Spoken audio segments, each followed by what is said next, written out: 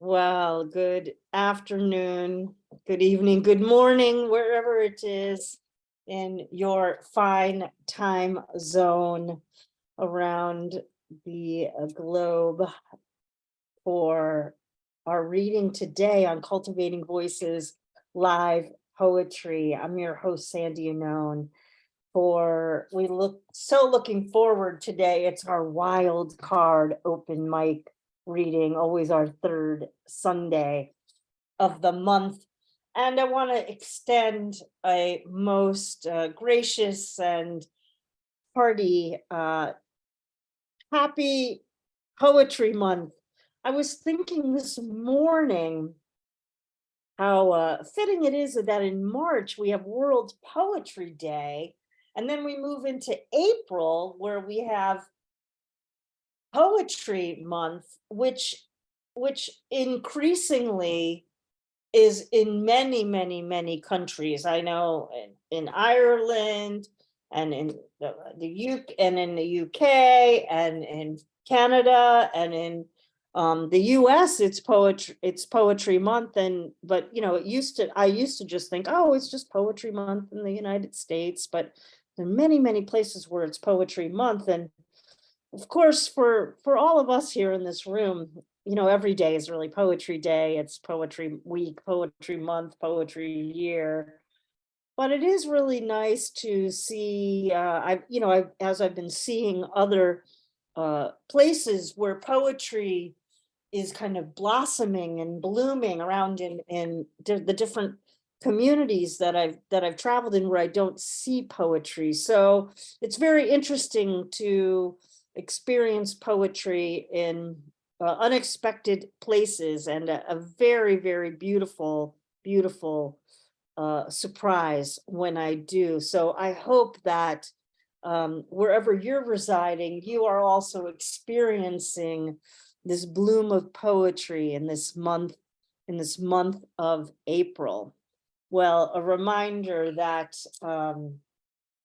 it's our wild card open mic, and as a result of that, we have been dutifully and steadily gathering the names of our wonderful cast of poets that we'll hear from today. In our wild card open mic format, friends, it's 12 features, 5 minutes apiece, and we get to as many people as we can on our waiting list for a bonus poem from each of those fine poets that will take us to the 90 minutes for our program. Again, I want to extend a welcome to those of you who are here live in our Zoom poetry studio. Those of you watching us live currently on Facebook, hello. And of course, the many, many of you, the hundreds of you that will be watching this on this episode of Cultivating Voices Live Poetry on our recording. We really appreciate that so many of you are dedicated to watching the program when you're not able to join us live. And it's very, very humbling to know that the reach of our membership extends far beyond the squares here that we have in Zoom. And of course, it is a delight to be live with so many of you. Well, speaking of recordings, if you were not with us last week, I want to truly encourage you to take some time out of your schedule to listen to an amazing reading that we had with our poets celebrating the voices and the stories of Shakespeare's women, with 3 new collections all 3 had a focus on and on the historical those historical literary figures and the women in Shakespeare's plays. Dana Kidd Patterson, Jo Gatford, and Elizabeth Sylvia uh, just wowed us with their creativity and imagination and their ventriloquism, throwing their voices. Um, I highly encourage you during this month of April, not only Poetry Month, but of course the month of Shakespeare's birth. And I love the focus on Shakespeare's women, and encourage you to take a listen to that, as well as the first reading of April for our Poetry Month. Our reading on forms was truly astounding. So do look at the recordings. There's so many, and we have the devotion of Don Krieger efforts there to allow us to partake of readings that we haven't been able to attend or revisit. There's so many of you have featured in our readings, either for a new book showcase or one of our special featured readings. And they're all quite amazing. So I do encourage you to go to our catalog and take a listen to some of your favorite programs from our past readings here. Well, let's get to the reading today. And I'm truly excited and always grateful to have a constellation of 12 featured poets with a hearty waiting list. And our first reader today is Patricia Carragon, and Patricia will be followed by Kellianne Parker. Thank you so much, Patricia. Great to see you. And I know that you're always busy with your Brownstone poetry group. And working with the anthology is like a pain. Oh my God, I have a headache from it. I have to take like a little break from it. Editing is very difficult. Okay, let me not take anybody's time. I'm going to read a few poems. This was all the way, it was just accepted by Witchery, Lenny DeRocha's group. It's an E-shaped poem. I'm going to read that. That'll be my first one. All the way, inspired by Billie Holiday. Stiffened smiles lived inside Kodak archives. Commands of cheese documented hidden potholes. His mom's parents took turns at the wheel. Some pages had bent edges, others retired from plastic spirals. Some photo corners MIA, others on their last grip. He touched a photo of his mom, innocence at the age of 2. She grew up to be an outsider, a woman taught to think inside perimeters. She tried to be his redwood. Sawed-off branches couldn't protect her seedling from trauma. Last week, he buried his tallest tree, sang a Lady Day tune near an audience of maples and oaks, and a crow left a coin by his feet. Second poem, my coloring book inspired by Kitty Callan. A coloring book laid alongside a broken crayon box. Not your average coloring book, but a child's story on yellowed pages. Trauma filled in spaces, a different crayon for sadness, loneliness, loss, anger. From scribble scrabble to sophisticated strokes, each page became a snapshot. The theme throughout made me remember. On a blank page, I sketched an outline of my bed, drew purple crocuses to heal the trauma that slept beneath a snow-white comforter. And to end on a positive, happier note, I'm going to read a few haiku. April sunshine, dormant trees awaken, summer preview. April sunshine, dormant trees awaken, summer preview. Oak trees on my street extend arms and hands to sky, legs and feet to earth. Oak trees on my street extend arms and hands to sky, legs and feet to earth. And last, Buds sprout on maple trees, cat in deep sleep. Buds sprout on maple trees, cat in deep sleep. Thank you. That's Patricia Carragon, everyone. Thank you so much. Oh, haiku form is just brilliant, isn't it? That distillation. I love that. Cat sleeping. And the crayon box. I'm never gonna. It's making me think about the crayons now and taking out my box and thinking about all of that. Thank you very, very much. And thanks for all that you do, poetry citizen that you are, all the wonderful ways that you support poems and poets as well. Well, we'll hear now from Kellianne Parker. Great to see you. And you'll be followed by Alexandra Psaropoulou. Well, thank you. It's so wonderful to be here. I have definitely missed it. I overcommitted myself last year with the launch of my book, Down the Foggy Streets of My Mind. And this first poem is from that, and the second one is a newer poem. What kind of magic? What could make beauty appear in an oasis, a mirage? What kind of spell could turn a desert green, dense, aquatic, lush? What trick of the eye could make you see the future, sensual and sensing? How long does a tree have to wait for the rain before its green turns gray? And if the heart is full with a different love, does it struggle with the beat? And what if we chase hunger but are dying of thirst while a river at our feet? Could hunger be a language primal?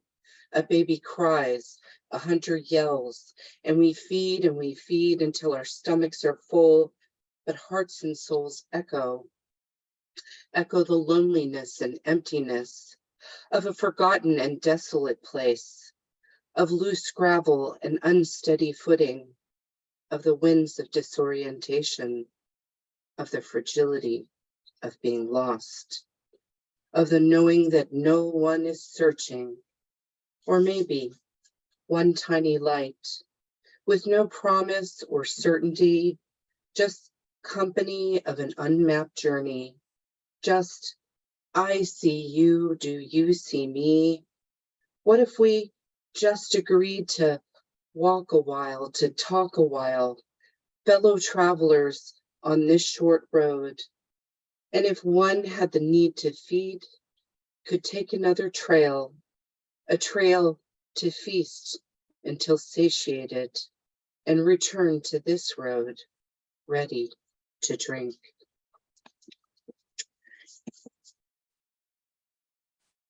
And my second poem is called The Girl with Rocks and Feathers in Her Pocket.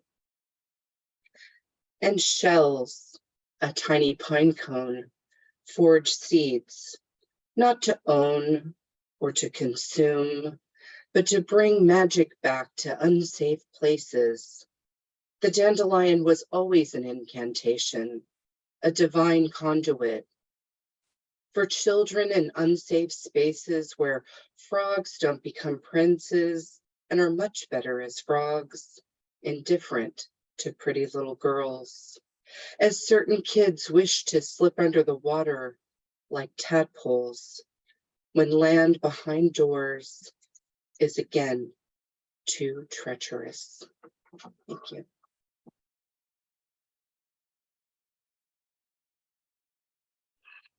Kellianne Parker, thank you. And kudos to overcommitting. It means you're out there with the poems, you're getting your work out there. And as I wrote in the chat, what kind of magic? Indeed. Beautiful, beautiful work. Thank you so much.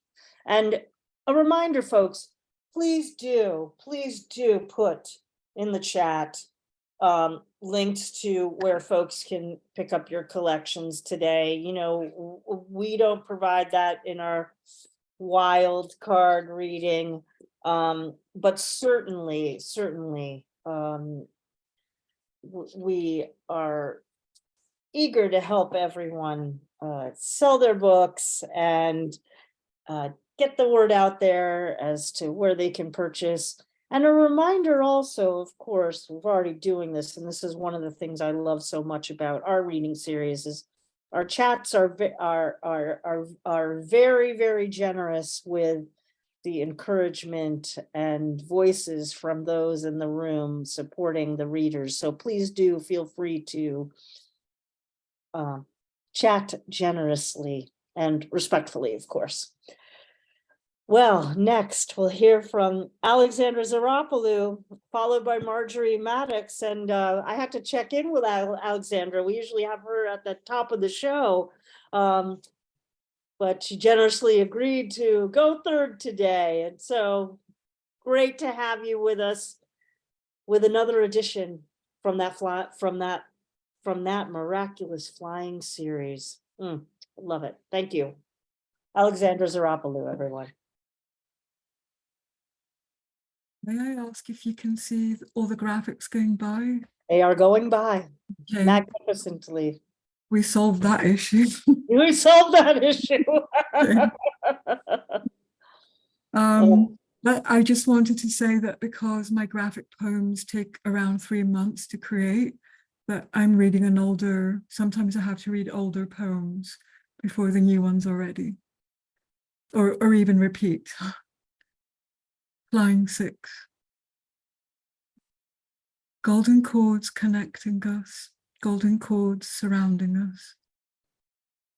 Like the sparkling sunlight on the blue sea, like the sparkling sun waves on the sea sand. Divine help, divine forces flowing in. Our vibrations riding over the waves of life, bravely crossing all barriers.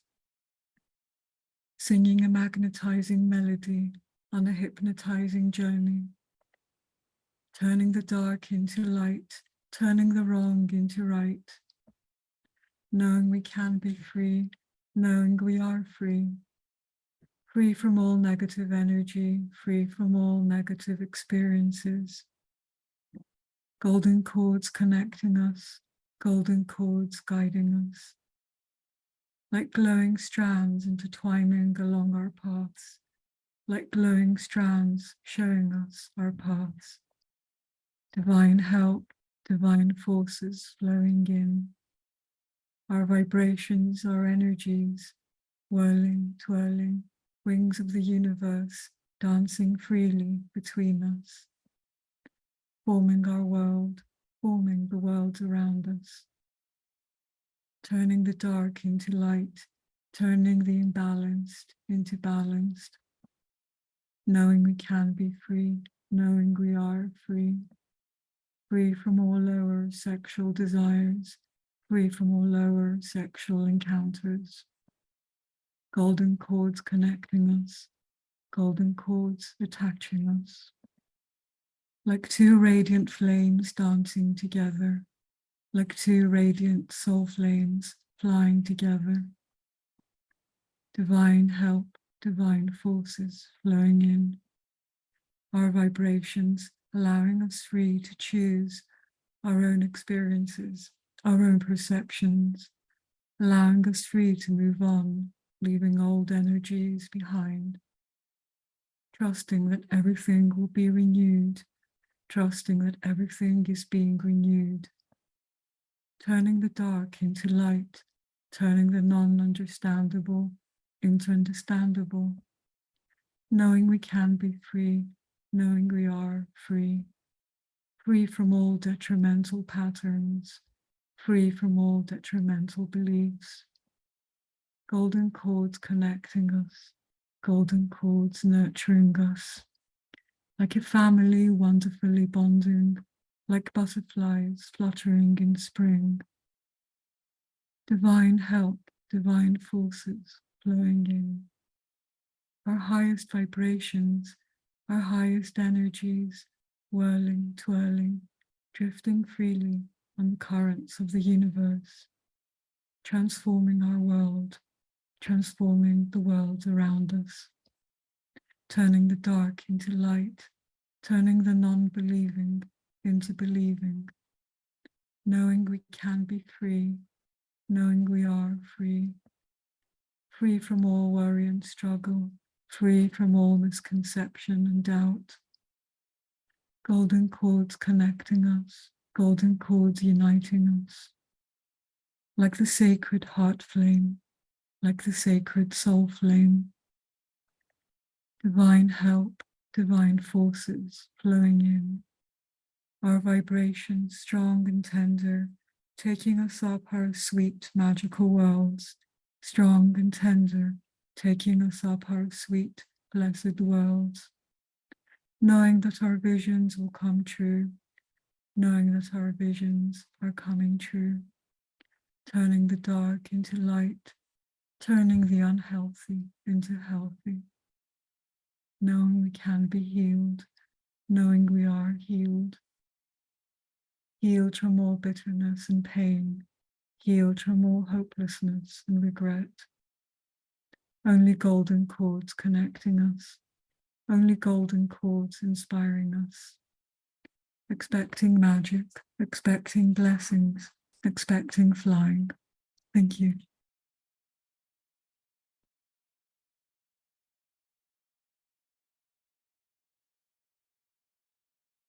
A hypnotic journey indeed. Oh, the images today really just leapt, leapt all those, the golden cords, but also the cords and the strands of all the other colors, how they swirled together with the words. Oh, it was really a swirl, a magical swirl from my ears and my eyes. Oh, beautiful. Thank you so much, Alexandra. That's from the Flying series. Well, next, folks, we hear from Marjorie Maddox. Welcome to you, and then followed by Laura Felleman. Okay, thank you. I also am going to share my screen and show you my book that is coming out on Mother's Day, a collaboration with my daughter, artist daughter. This is the color. You can see I'm gonna scrunch out the people. You can see my daughter there. And there are also a number of other artists, but there are 18 paintings by Annalee. And a lot of the poems, I use the words that I'm going to just go back and show you. She weaves words throughout many of the paintings, and you can see perspective. You know, this looks like a room, but it's actually the top of a building. So you're questioning belief and perspective, what's real, what's not real. And this first poem has to do with society's question of, is it legitimate to be an artist? And of course, we know the answer, but not everybody has the same answer. Illegitimately trained. The cotton balls are real and the paint. The questions are real and the light. The small and far away loom as large as the not now, but once real, yellow, orange, blue sunset or sunrise, populated by not clouds, but smoke, not puffs, but cotton. The cotton balls are real and the lines travel someplace across landscapes you've been to in real time or before time or now. Never mind. The bright lines of light shine insight, pool the eyes with swirl that obstructs the tracks traveled once upon a time to someplace not dream, right? At least you'll agree the cotton balls are real and the paint, the questions are real and the light, and someone you and not you opened the view to time, moving while you and not you on a small painted chair, and agreed the cotton balls are real and the paint. The lines line up to something purchased at Rite Aid and Lowe's before the artist pulled out of an open bag, pried out of a sealed can, a train, the tracks, a sky, smoke, you, really, come see. The cotton balls are real and the paint. And then I'll read one more of based on her paintings, where she's looking at the different ways that we interpret a light bulb or light. And since I missed the form session a few weeks ago, we've got this pantoum. Switch. Switch is a verb that lights the brain, gets the action done, or a noun off on dark bright with what it knows. Verb recites each epiphany brilliantly. Never outdone, switch is a verb that lights location, flicks on insights to illuminate in exteriors. The lone lamp of noun, on, off, dark, bright, it shines meaning. Switches day and night, distinctions cited. It recognizes its own and acts. Switch is a verb that lights the foggy brain. Its decisions brighten dim rooms with up, not down. As noun, the off-on word knows dark, bright, but waits while verb chooses what's right. Shrouded in shadow, noun's tone is passive. Switch, best as verb that lights, up, noun, off into on, dark into bright. I meant to say villanelle, not a pantoum, a villanelle. Thank you. And that's out on Mother's Day from Shanti Arts.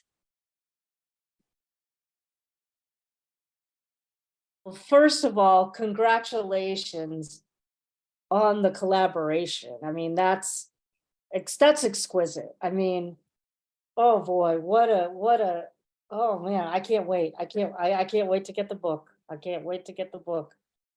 Oh, thank you so much. And there's nothing like a good villanelle on a Sunday, in my opinion. Beautiful, beautiful work. I hope you'll have an opportunity, Marjorie, to do some talks about the collaboration with your daughter. I hope the two of you will be able to do some of those together. I'm sure it's a fascinating process. Thank you for that preview. And of course, looking forward to Mother's Day, another reason to look forward to Mother's Day. Thank you so much. Well, we have Laura Felleman next. Thank you for joining us today, and then we'll hear from Gordon Ferris. Thank you. Happy to be with you all. I'm going to be reading from my chapbook, the collection of poems I wrote during 2020 lockdown. It was so helpful to be a poet during that time and to get these thoughts on paper, and gratitude to Finishing Line Press for publishing a weighty topic. So the first one, calmed by repetitive trilling call of sandhills over crane cam live feed. We were supposed to be there in person at sundown when they lifted from cornfields, thousands swirling, seeking shelter below, congregating to the river safe in their numbers. Remember sharing the instinct of social creatures? So I was supposed to go to Nebraska to see the sandhill migration, March 2020, and of course that trip had to be canceled. So this is the poem from October 2020. We will walk looping wetland trails. Maybe we will see them, she will hope. I will tell her that I feel lucky. We will walk another loop. She will lift a hand to still my story. Our eyes will meet over our masks. Hers, burgundy, cloth with cream swirl patterns. Mine, sky blue, paper, behind a black gaiter. I will see 3 sandhill cranes flying. We will move another loop closer. I will hear their trill in the tall grass. She will hear their trill beyond the ridge. After filling up on trilling, we will loop for home. They will fly past, the 3 of them, at a distance. Remember? having an instinct for social creatures. And I liked that those poems could end on a positive note. Thank you for weighing into 2020 with me.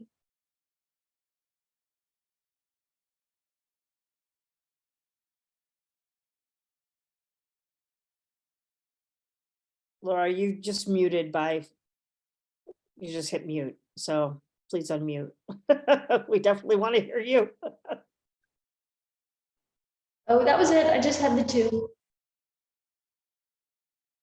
More time for others. Now I need to unmute. There we go. Laura Felleman, I can't believe this, but I lived in Nebraska for 9 years and I never went to see the cranes, and it's something I completely regret. I don't know if Kim, I don't know if you got to see the sand cranes, but oh my gosh.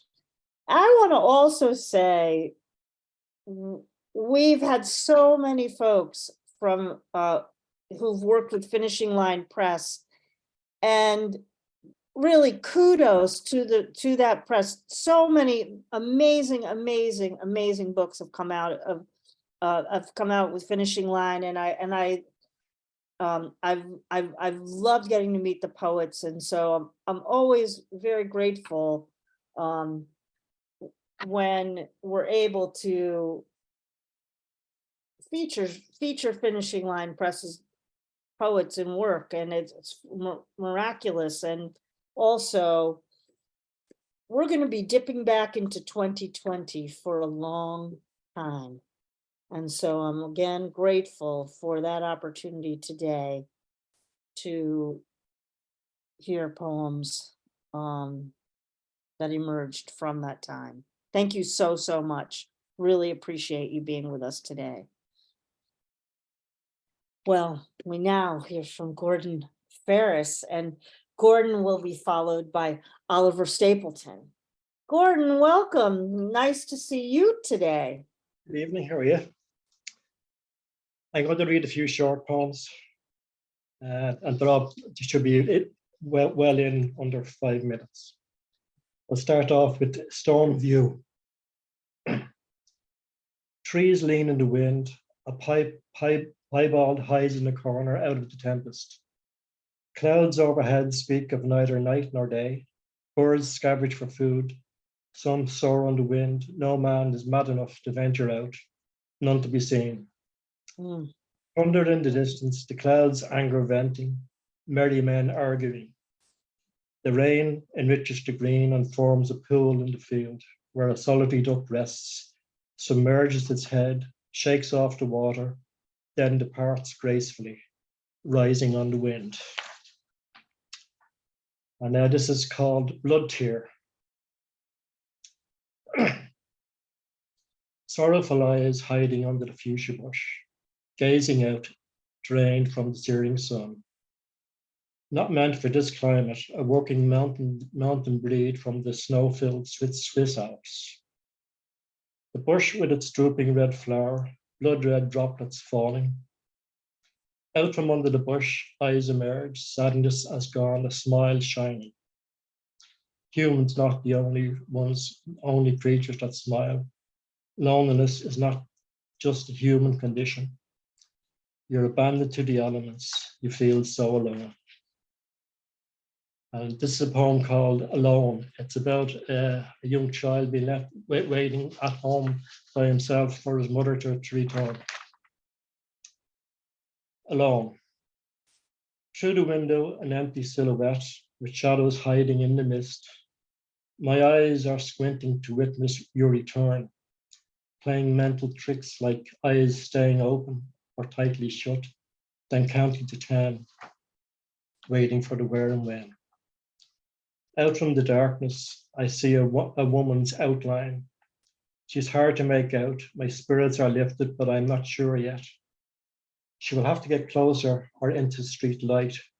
I'm sure it's not her, but I'm hard to convince. I ignore her being small, Then the woman goes into number 34, and I know that's it. Now it's back to corner watching, to figures in the fog. Anything to distract from the hush of the house, the silence of its secrets, the screaming in the darkness, the withholding of your tears. Suddenly, she appears in silence, noticing my fear. Sincere apologies, I am so sorry. Won't ever let this happen again. Come on, I'll get you something to eat. She leaves me with hand on shoulder, as if a hunger being settled is an easier forgiveness. And this is called Possessed from Past. Sort of a strange poem. This blackboard is blank, crying out for words to give it purpose. A solitary foal stands alone in the middle of a field. It wonders, is this my place? The sign with a place name standing in a train station wonders how this became its purpose. Once upon a place in a backward time, sat a man in a pose possessed by a long gone lover from a distant ghostly past. Does this all belong? Is our past and future moving over each other in defiance of what we think to be our reality? And I'm going to finish with a new poem now. It's only the first draft. It's called In Darkness, in Light. Into darkness, spirits of all that ever walked the earth, wander, one watching, not able to take part, seeing their progeny stepping into their future, a future they can take no part in, can't even give them a nudge or drop them a helpful hint. On wings, some float like mutant moms, forgetting who their kin are, specters floating from one plane to another, not knowing where they really belong. That's it. Thank you. Beautiful, beautiful reading. That's Gordon Ferris, everyone. Thank you so much. Oh, that line, as if a hunger being settled is an easier forgiveness. I took that from another poet. Oh, Nicole. well, you placed it perfectly. I mean, those homages, those echoes of other lines really work. It's such a great line, and oh, beautiful, beautiful. Thank you so much. Always good to hear you. Always good to have you with us. Well, next we'll hear from Oliver Stapleton, followed by Ken Burch. Welcome, Oliver.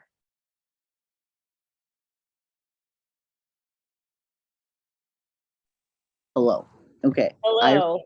The first time I ever shared three poems in a minute and 29 seconds. So I might be able to get through all 5 poems that I want to read.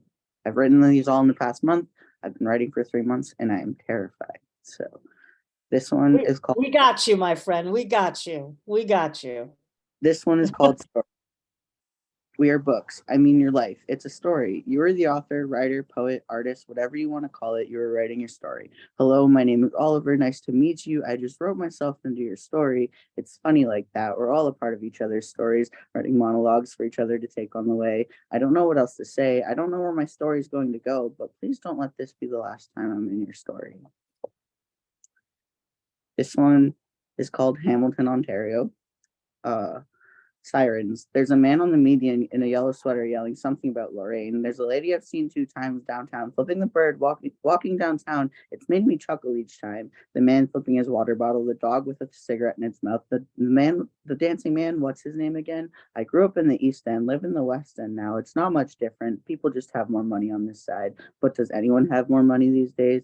Barton Bus as a child, maybe 6 or 7, downtown Jackson Square. I saw a girl with a bright neon green mohawk, coolest I've ever saw. Swings turned to longboards, drawing with pen ink on my arm turned to tattoos, apple juice to rum, pen to paper. What else was expected of me? I grew up in Hamilton, broken boy, broken heart, broken city, finding its way back together. This one is called Stay Calm.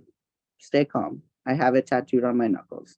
Stay calm. I tell myself shaking, breaking, crying, screaming. Stay calm. It rings. I don't pick up. I can't see myself right now. It's blurry. Stay calm. It's getting darker. I'm scared now. I don't know where to turn. Can you help me, please? Can you tell me to stay calm? Can you hold my hand so it's not dark, till it's not blurry, so I can see myself in the light? I don't know how long it'll take. I'm sorry if I take up too much time, but please keep holding my hand. I promise if I stay calm, I'm worth it.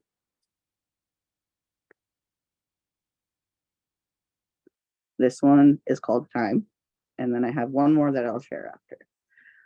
Time. I'm living 1/23 of my life right now. At 8, it felt like time was dragging on. Each inhale and exhale, a frozen moment in time, focused. At 23, life is racing and doesn't slow down. The clock is ticking, electricity buzzing. Each inhale and exhale, a panic gasp for air. God damn it, I can't catch my breath. Distracted. Time, it's pixels on the screen, or the way the sun sets in the sky. 15 minutes.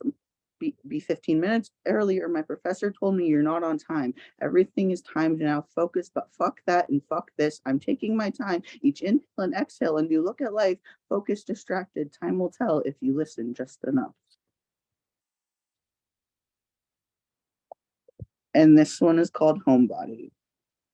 Homebody, not in the sense of I like being at home in my not in the sense of I like being at home, in the sense of I don't feel at home in my body. So I decorate in the same way your mother hangs up family photos and paintings around your childhood home. I decorate using art to cover scars I've carried out, past attempts to destroy the body that has never felt like home. I decorate hanging curtains I call my clothes so the neighbors think I look nice. Maybe someone will look at me and think he makes a nice home, but maybe one day I will feel at home in my body, in the sense of I can go back to being a homebody. Thank you. Wow, Oliver. Oliver Stapelton, everyone. You know, time will tell if you listen just enough. Time will tell if you listen just enough. And that idea of we're all of all being in each other's stories. You know, I don't know that at 23 I would come on and read poems on a program. So kudos to you. Keep writing, keep writing. Stay calm, and keep writing those poems. Keep writing. And come on back, read some more. And I'm gonna give you a little bit of advice. Are you okay with that? A little bit of advice? I really want to hear all the poem. I really want to hear all the poems. So if you were a little slower so we can really hear, so we can really, really savor and take them in. You've got a great cadence and energy to you. You know, but you know, calm the nerves a little bit. You know, it gets easier. It gets easier. I'm so glad you're with us today. Come on back. It's Oliver Stapleton, everybody. Love that. Love that work. Love that work. Great. I don't usually give advice, but you know, a poet who's just coming on the program, first time, I really want to respect that and encourage. And so I hope you all will agree with me. Like, you know, really want to hear that. Really want to hear that work. There you go. Thank you, everybody. Well, we'll get to hear from Ken Burch now. And oh, I love the way Ken Burch weaves a poem together. Hello, Sandy. Hello. And then we're going to hear from Josephine LoRe with a little bit of a special treat along with that. So Ken, good to see you. Thank you for being here. Good to be here. If you hear a sound in the background, it's one of the dogs sleeping, but that's just the way of it. Two things I've got to read, one of which is going to involve a share screen that Dawn should be putting up now. This is a poem. Actually, that's not the one I was looking at. I'll show it. I meant there was a different boatman, but I'll just hold it up. This is a poem called, this is an image called The Boatman by Rockwell Ken.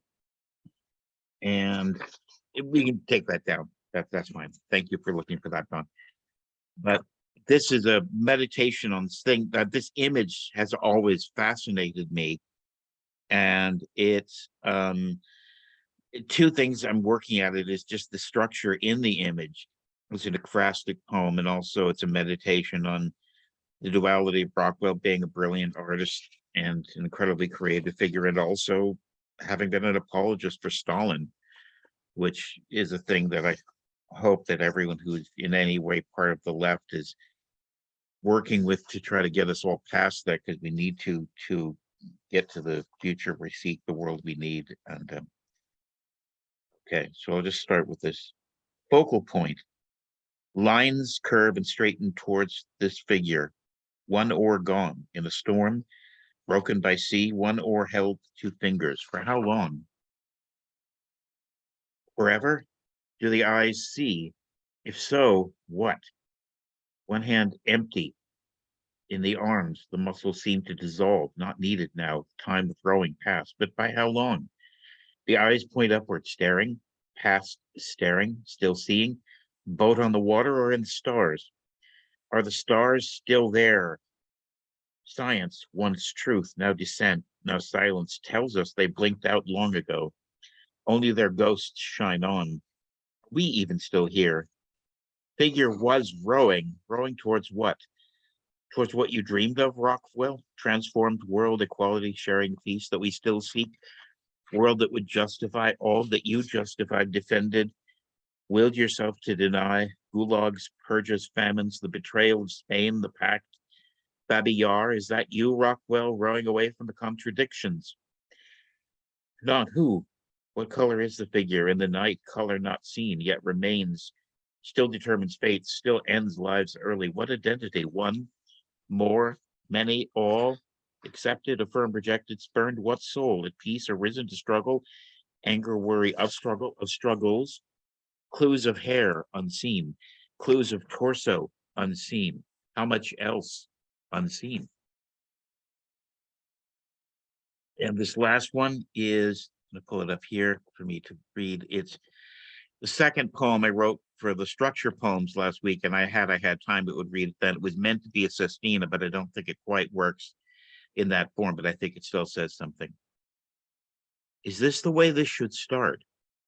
What follows in the next line must fit with what's before and must make sense with what follows in clear linked ways of meaning and reach the word it seeks always as it finds its way and edges towards the question its verses should be asking us, prepared for all and any answers it might not or it might incite, as nouns and verbs do battle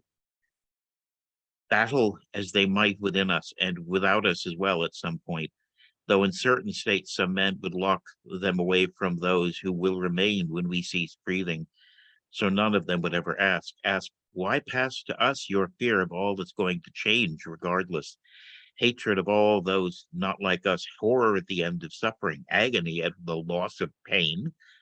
What then do you want of us who will be left behind you in the remnants of your ways?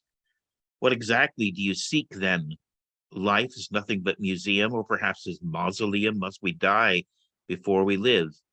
Live it all in what's approaching, in the day where every lie, every word that leaves a scar will be lost and all will heal, where the walls you built to block the sun's fresh rays will break away.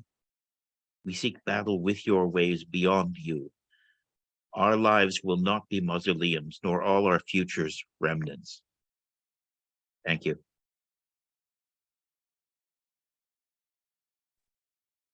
Thank you so much, Ken. I have the book.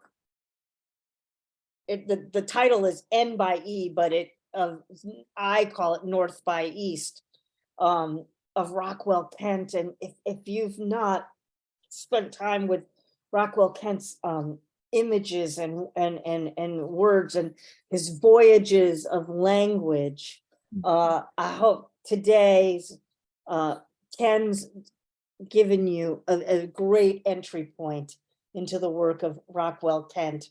Thank you so much. What a joyous surprise to have you bring Rockwell Kent to the program today.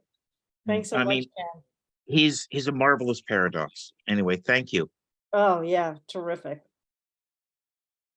Well, we're gonna hear from Josephine LoRe. beautiful to be with you today. So looking forward. Josephine asked if I would help along with one of the poems that's in 2 voices. I think it's one of the few times that we've done something like this on the program, which it seems weird that we haven't done something like this before, but thank you, and I'm looking forward to it. And then Catherine Ronan will be following you, Josephine. So Excellent. I'm putting it up, and I would like to start with just a short land acknowledgement. So I live on lands that were traditionally inhabited and traversed by a number of Indigenous peoples, including but not limited to Kainai, Tsuut'ina, Nakota, Kainai, and Siksika. This is a poem in 2 voices, so I'm going to read the left-hand side, and then Sandy's going to read the right-hand side. How to read a poem. Let's make sure there we go. Lay the poem upon its back on a stainless surface, splay it flat. If it reverts to incipient position, affix the limb securely, align cardinal points. or with a pestle, crush it into a fine white powder, and with rolled hundreds, let the crystalline images explode within the confines of your mind. Trace scalpel down the meridian, delicately fold back thick layers of skin, expose viscera. Or sprinkle its granulated colors onto the icing of red velvet, devour sans fourcher. Remove the organs with care, placing each into a glass jar, label, and arrange alphabetically on a shelf. Or combine with ethanol and water, adding a base note of patchouli, sandalwood, cedar, musk. Tap out the rhythms with an ebony baton, plot onto staff paper in perfect 3/4 time. Or play it on the cello, the shamisen using the Hiroshi scale. Dodecaphon. Dodecaphon. Oh, sorry. Listen to the sonorities of each vowel, assign a positive value to the soft ones, a negative to the strident, and plot on a Cartesian graph, x-axis y, 0 at the core. Or allow the words to dehydrate in the sun. Then stir into gin or vodka, swirl and savor, swallow, pirouette. Develop a color-coded system of symbols to trace the etymology of each word. Or fold into origami butterflies, recline in verdant field, release into breeze, allow them to sublimate under hot sun and rain down upon the earth their benediction. Parse the poem, circle the verbs, consider the tense of each clause.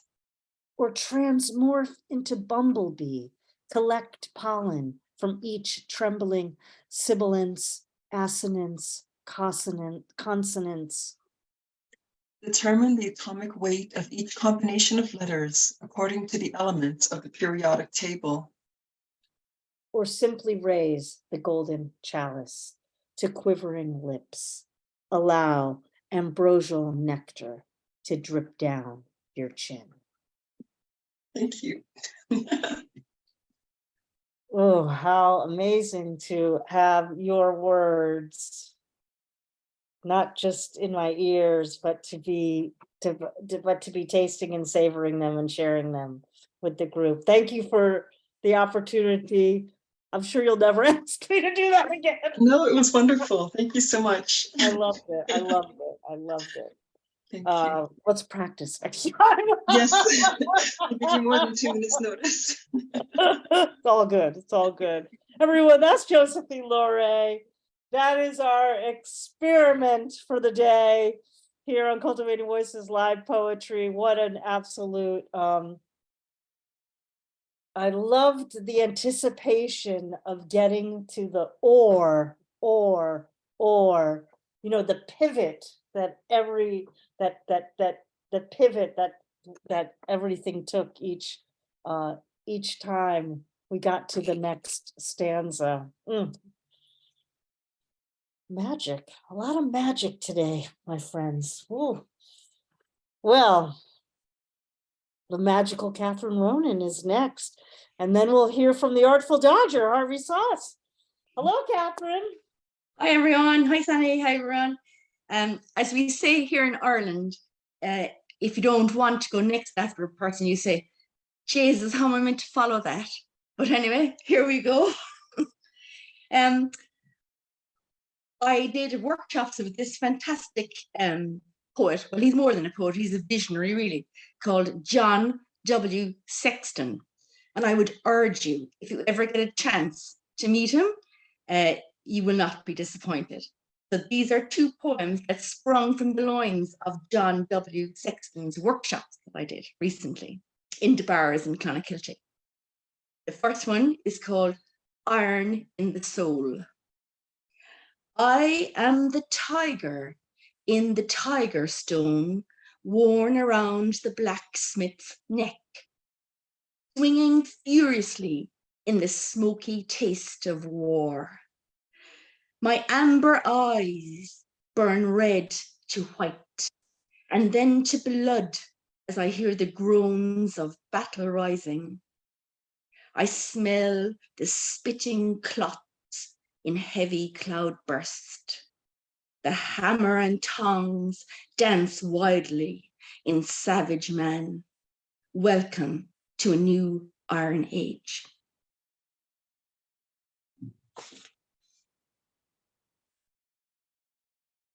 And you were saying, Sandy, that there's magic in the room tonight, and there is, but there's another theme of time. So this is my second poem. This is my last poem, because I want to give other people a chance. It's called Butterfly Eyes. Cheek to face and face to cheek, you follow me.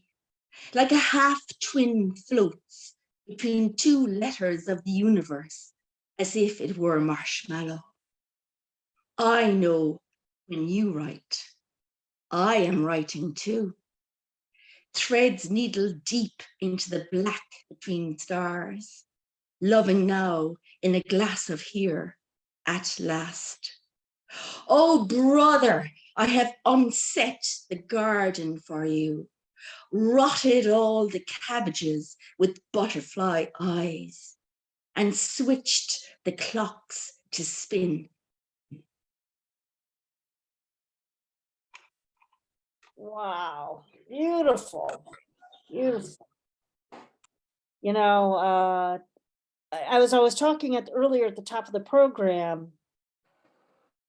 You know, we have many, many recordings of our readings, and just to remind, John W. Sexton has read with us a couple times and read in one of the new book showcases. So do a search and you can hear John read on the program with us when you've got some time. He is a remarkable poet and also a delight of a human being to be in person with. I've had the opportunity to meet him in Limerick a couple times. He's one of my salmon siblings. So I'm really glad you've gotten to work with him and spend some time with him. Tell him hello from me next time you're in. I sure will. What a visionary. And I mean that he is a visionary. He's a visionary for sure. Yeah, he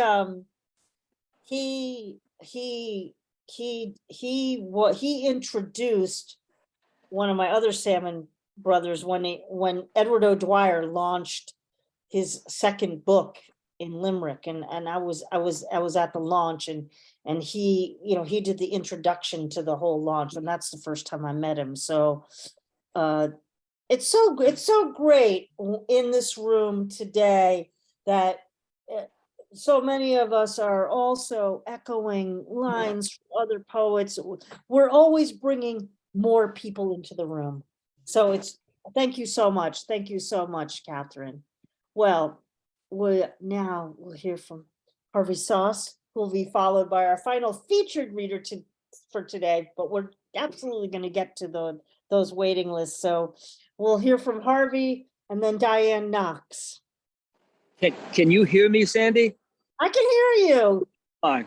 Coming to you from a rotunda in the Brooklyn Museum. Wow, how cool is that? Thanks. Thanks for bringing us to the museum with you. It belongs to Bellius and Grieg with me. This first one, I may have read an earlier version of, I'm really not sure. It's called Manana Man Steps Up to Take His Place in the Diorama of Human Evolution. I guess if I went a couple floors down, I'd probably see the diorama. You have only to wander the great hall of the Museum of Natural History to encounter his simulacrum, lagging behind the others in a glass case, relentlessly chasing Dr. Leakey's Lucy for a first date, never getting much past first base. His is a story written in the margins of the Pleistocene, footnote to that of H. sapiens, perhaps explaining the otherness noted in your DNA ancestry results. That part of us alleles mark is contagious, a mistake evolution took pains to correct. Yet here he is, an exemplar strutting before you, 2 steps forward, 2 steps back, making as little progress as one of those foot guards at Buckingham Palace, standing at attention, sweating buckets in the bear skin hat and scarlet pink tunic of a grenadier. As history tells us, in games of spin the bottle, his is always that mug the bottle of its own volition spins away from, considered a chimp when it comes to kissing, and certainly not with an open mouth. Positively prehistoric in his groping. A Hamlet among hominids, he exceeds Denmark's crown prince in not being able to make up his mind. Ophelia's among his peer group long since having given up on him and his kind. Wondering how his bloodline ever survived the flood, as somehow it had in mine. That 0.06% unaccounted for in my ancestry, the tomorrow-centric nature of my to-do list, habitual latenesses, propensity for untimeliness, all being evidence of a close kissing cousin relationship between Manana Man's acorn and my family tree.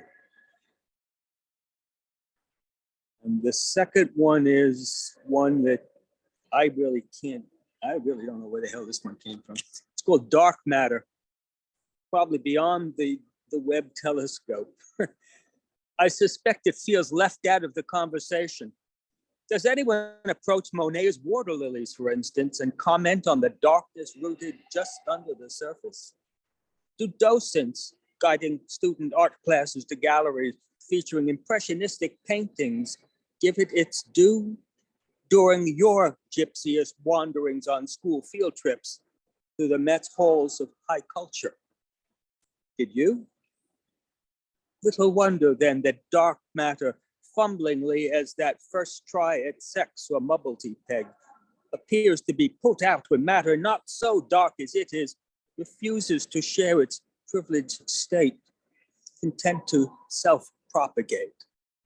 So of course it sulks, a brooding Heathcliff on the moor, sporting a great coat of pride, biding its time, staking its claim, certain as any clutch of nuns engaged in a long-distance relationship with God of its innate deservingness, that light and heat and love will come begging at its door.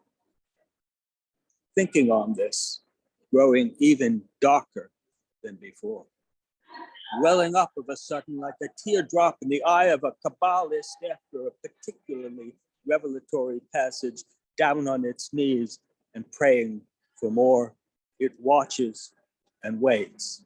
Consultation with that deep well of darkness, even the most light-hearted among us are possessed of, having reassured it that soon, very soon, dark matter must have its day. I'm not sure what to make of that. Well, thank you very much, Harvey. And I love that you're on location. at the Why, very Yeah. much. Fabulous. And it's reminding me like, maybe we should do a special event where like everybody goes somewhere on location and like or reads for, we do an ekphrastic reading and people go to the museum where the pieces that they're writing with and about or to or in combination with that. But I really, it's really cool. So thank you so much. Thank you so much. Appreciate it. And thank you for And having And enjoy the rest of the day at the museum. scheduling conflict. What can I say? But got the goods both ways. Well, our final featured reader before we get to the open, before we get to the waiting list, where it'll be one poem a piece, please, my friends, thank you, will be Dianne Knox. And oh, what a wild card open mic it's been so far. Oh, I love it. Okay. Thank you, Dianne, for being with us today.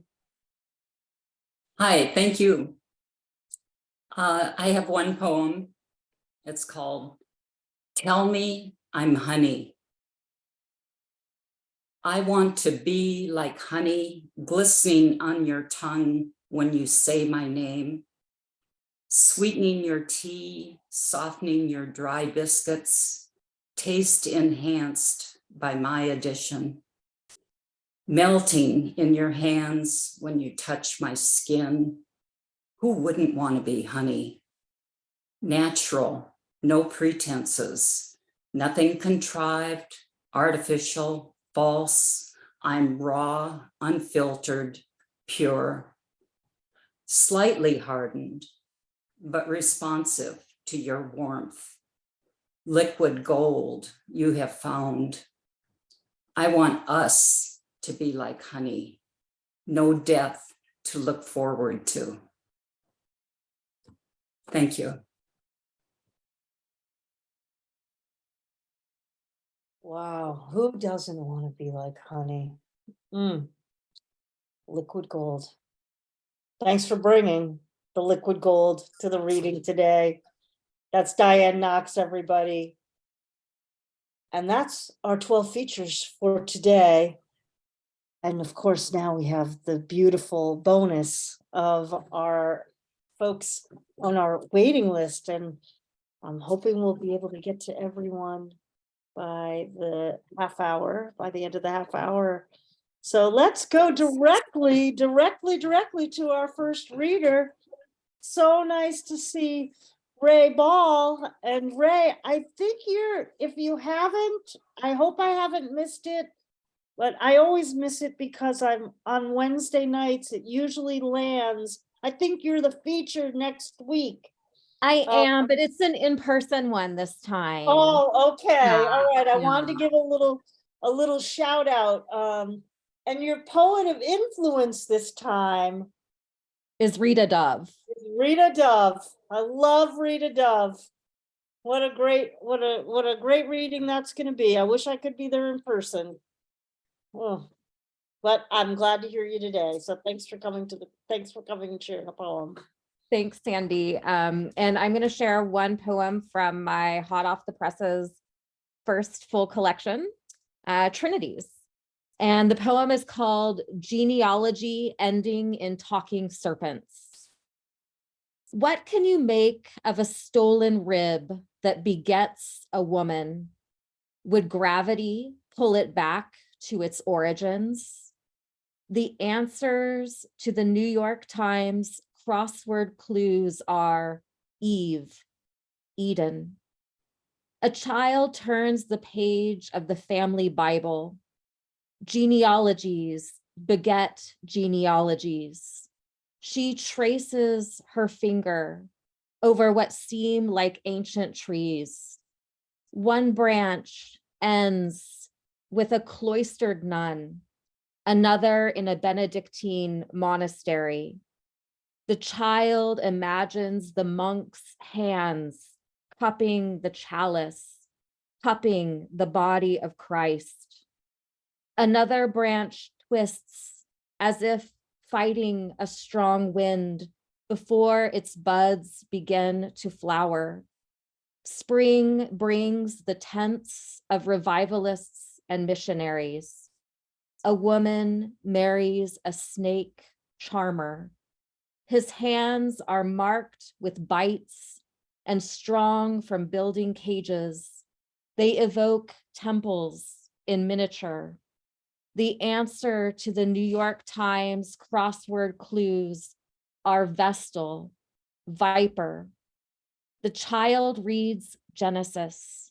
She imagines holding her father's serpents again. Her favorites speak to her in gentle hisses. What is the right of return? How do you raise the dead? Thank you. That's Ray Ball, everyone. Congratulations on the full-length collection. Definitely, of course, looking forward to adding that to my collection of books as well. So many of you, you know, there's something to be said that we should go back to doing new book showcases like twice a month, because there's so many of you that have new books, and it's one of the things that I miss about the fact that we've gone to only a one new book showcase a month format. But again, we're so glad that we are able to hear the poems and give you opportunity to let folks know that your new books are out, and well, congratulations, and what a great poem. That's Ray Ball, everyone. Well, Jane Fitzgerald is next. Thank you for joining us today. And then we'll hear from Mary Louise Kiernan. Thank you very much. I'm happy to be here on Poets Month. I have a book. It's called Notes from the Undaunted. And I'll just read you a little bit from the preface, and then I'll read one poem from it. My husband was diagnosed with stage 4 metastasized melanoma in April of 16.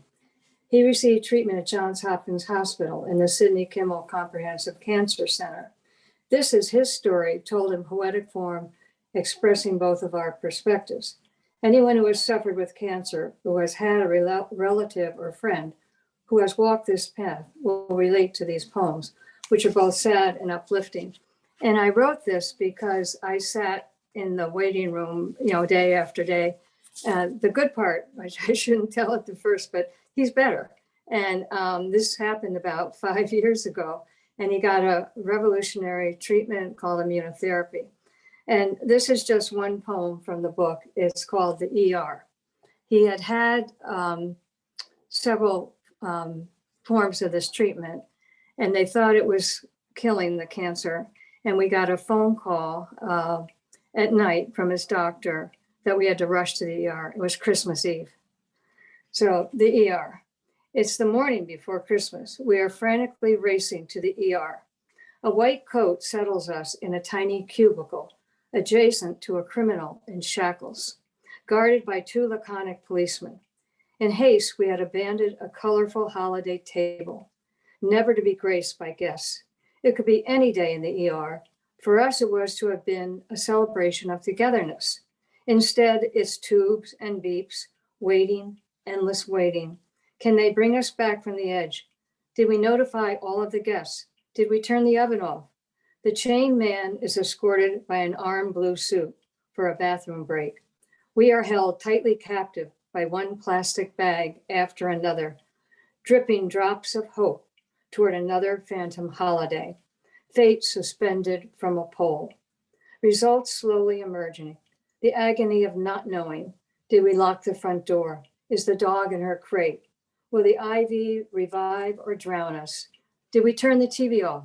What will the guests do? Their planned day is empty. Ours is full of excruciating anxiety, emanating like a static from a radio, pulsating in the cubicle, flooding the sterile, shiny halls. The grim man is unshackled, discharge papers in hand. We are finally let go, released, but not to freedom. The test results come in, return in 2 days. The ER is waiting. And that's my book.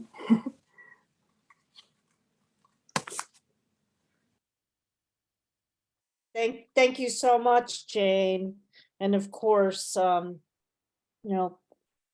poetry, as we all know, is so prismatic. It fulfills so many functions and purposes, and one of them is to cope with our grief, to cope and make sense of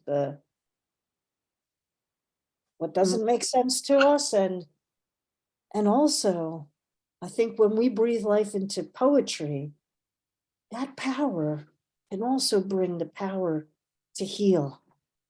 And I'm grateful to hear that things took that turn in your family.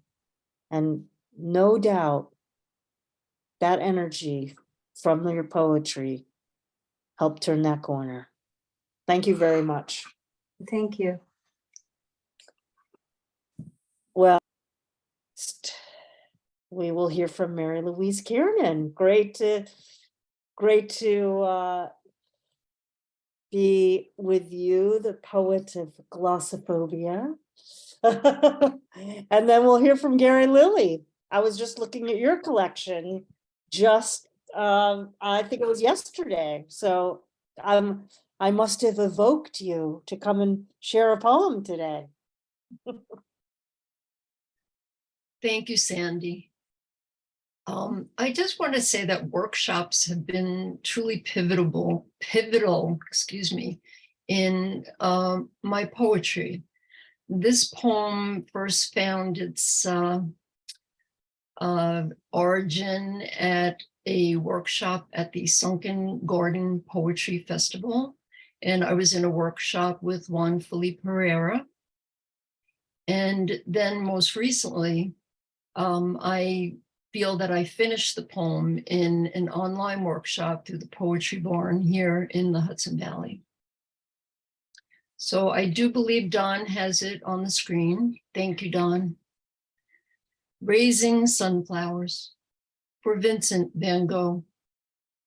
Now I think of you, mon cher Vincent, and how at 15 I fall head over.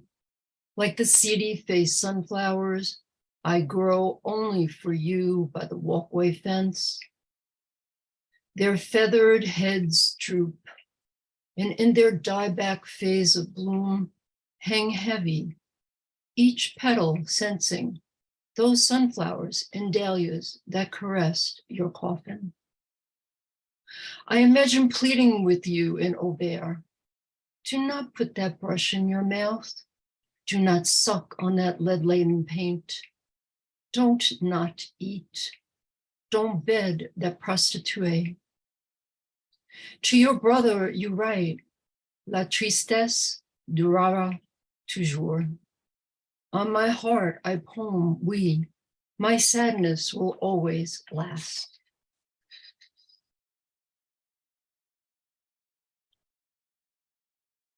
Oh, that is beautiful. That was just a beautiful poem. Thank you. I have longed to go to the Sunken Garden Poetry Festival. I believe it is in Farmington, Connecticut. Is that correct? That is correct. Yeah. On the way, I realize now I passed right by Sandy Hook. In those Midtown. Yeah. And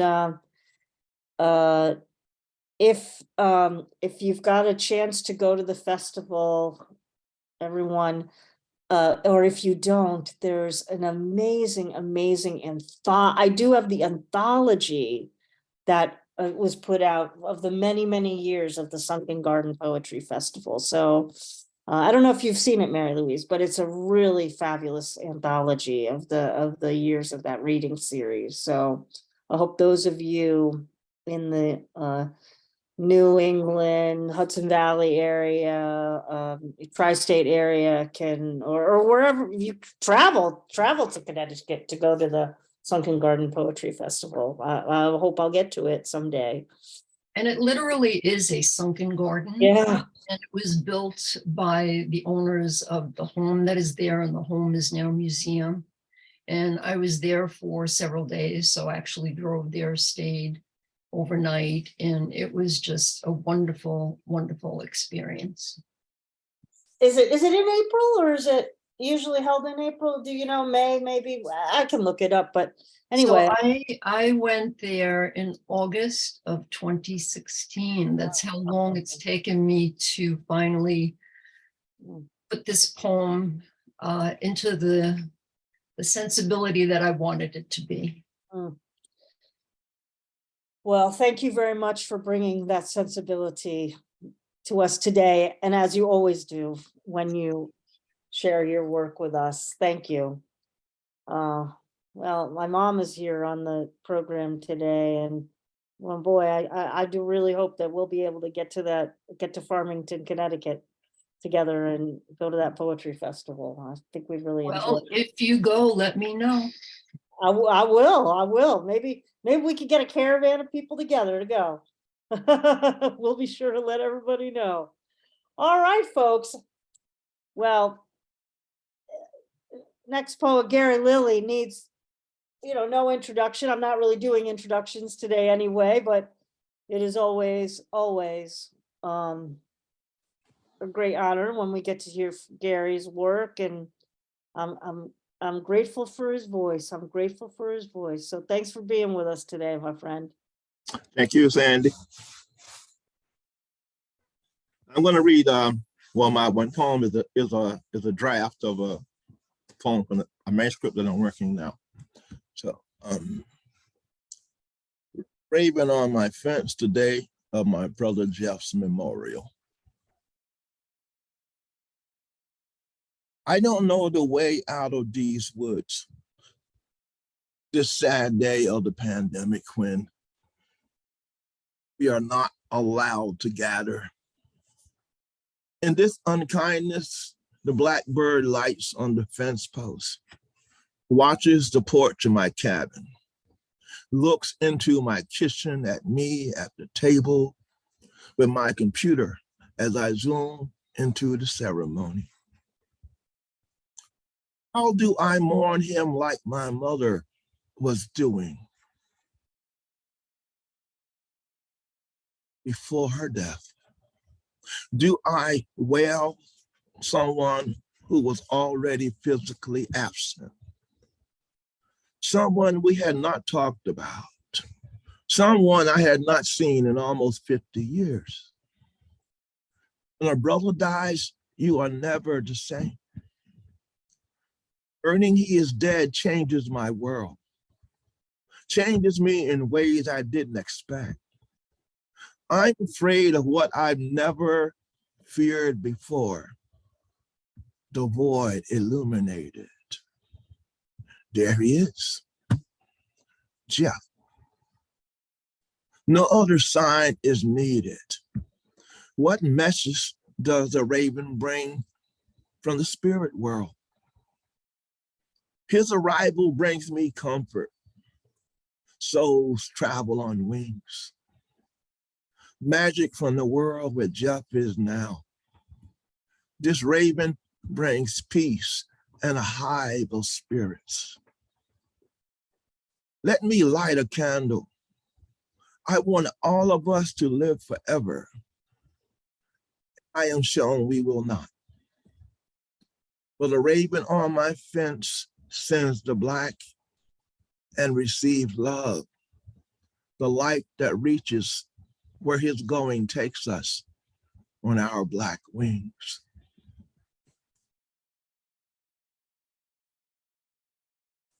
Thank you. Thank you. Thank you. I'm hearing you read that poem. I'm thinking of also Mary Owishi's poem and title of her collection, Spirit Birds, They Told Me. Mm-hmm. And it really, the confluence of that raven and your brother and the memory, and the memories that you're able to cleave together. Thank you so much, Gary. Thank you. Make this whole Moving. collection, this whole group. Mm. Well, folks, the wild card reading is not disappointing us today. What a miraculous group of humans you are, and all of your words. We've got two more poets that we'll hear from today. And our next poet is Margie Gaffron. And Margie, I believe this may be your first reading with us today, if I'm not mistaken, and I apologize if I am mistaken. I know, I think it is. I thought it was my first time here, but I recognize your face, so I must have been here one time before.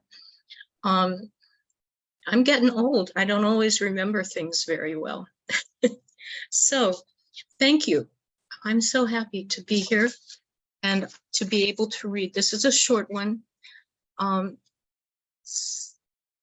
think it speaks maybe to some of what we've heard today. It's called Leaving the Shire.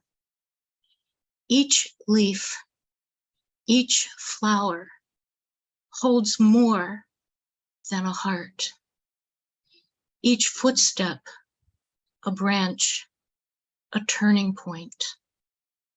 Here we touched. Here we walked apart. And it was more than just the cold sun coming between us. Here, crocus stripe the grass. Here, morels after a rain. Blossom-laden air, lifetime of familiarity, harmony. The music of what has always been changed key, turned and beckoned.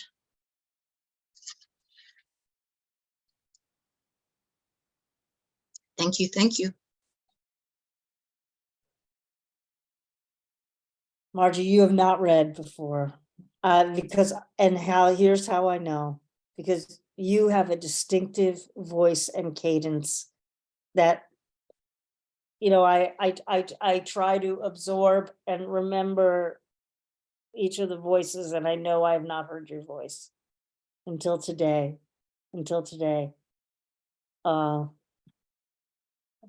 Beautiful contribution of the here, and now. Thank you very much. Please do come back and definitely share more of your prismatic work with us. Would love to hear more.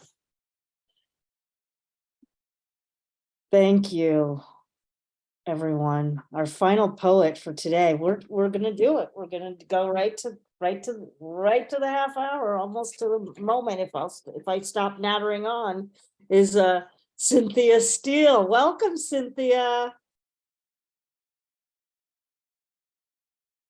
Cynthia left. Oh, Cynthia left. Oh my gosh. Yeah, she had to duck out about half an hour or so ago. Okay, thank you for letting me know. Well, folks, I'm gonna do something that I don't often do. Well, maybe I do it. Yesterday, the 14th to the 15th, was the 111th anniversary of the Titanic sinking disaster. Those of you who know me, I am absolutely obsessed and have written about it in Boats for Women. So I'll just end our wild card reading with a poem in honor of the Titanic for you all. It's the title poem, Boats for Women. I can do it because I can usually recite it. So thanks for listening. This is Boats for Women. Yes, the boat sank. Yes, it broke into like a stereotypical heart until 70 years later, technology caught up and looked its ancestors in the face.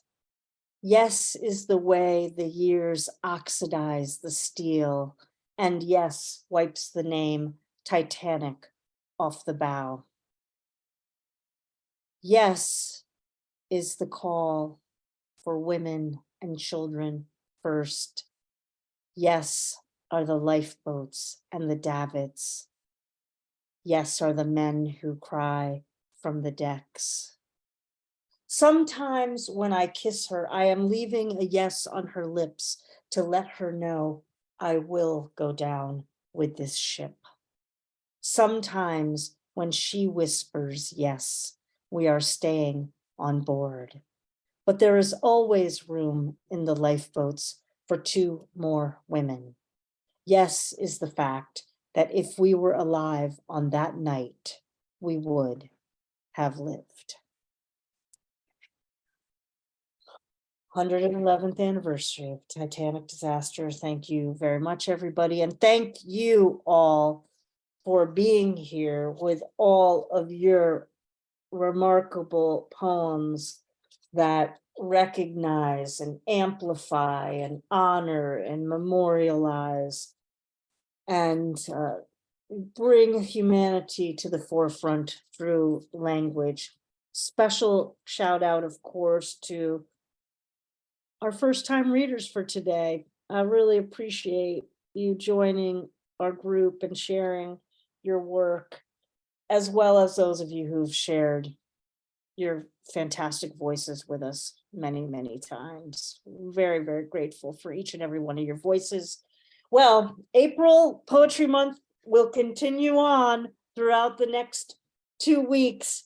But of course, we will not be with you the next 2 weeks. This is our final reading for the month of April. I hope that each and every one of you continue to enjoy Poetry Month robustly. A reminder today that we heard from Patricia Carragon, Kellianne Parker, Alexandra Psaropoulou, Marjorie Maddox, Laura Felleman, Gordon Ferris, Oliver Stapleton, Ken Burch, Josephine LoRe, Catherine Ronan, Harvey Soss, Dianne Knox, Ray Ball, Jane Fitzgerald, Mary Louise Kiernan, Gary, Lilley, and Margie Gaffron. A little extra bonus from yours truly. Would you please unmute and show your appreciation for all of our fantastic wild cards today? Well done, everybody. Fantastic. Thank you, Sandy. Thank you. And I love you. I love the intersections, you know, the echoes and the there's always stitches that you each pick up on, and so many interesting themes coursing through the poems today. Well, again, everybody, I hope that you enjoy the rest of Poetry Month, and I hope I'll see you at some readings that I might be able to get to, and see you around Zoom in the next 2 weeks. And join us back here for our first reading in May, our Poets Focus reading. So be looking for that call for our theme. Again, take very good care. And as I say at the end of every reading, take great care of yourselves, take exquisite care of your beloveds, and keep writing your miraculous poems. Thanks to Don Krieger and Kim Ports Parsons, and to each one of you in these beautiful, beautiful little Zoom boxes. See you next time.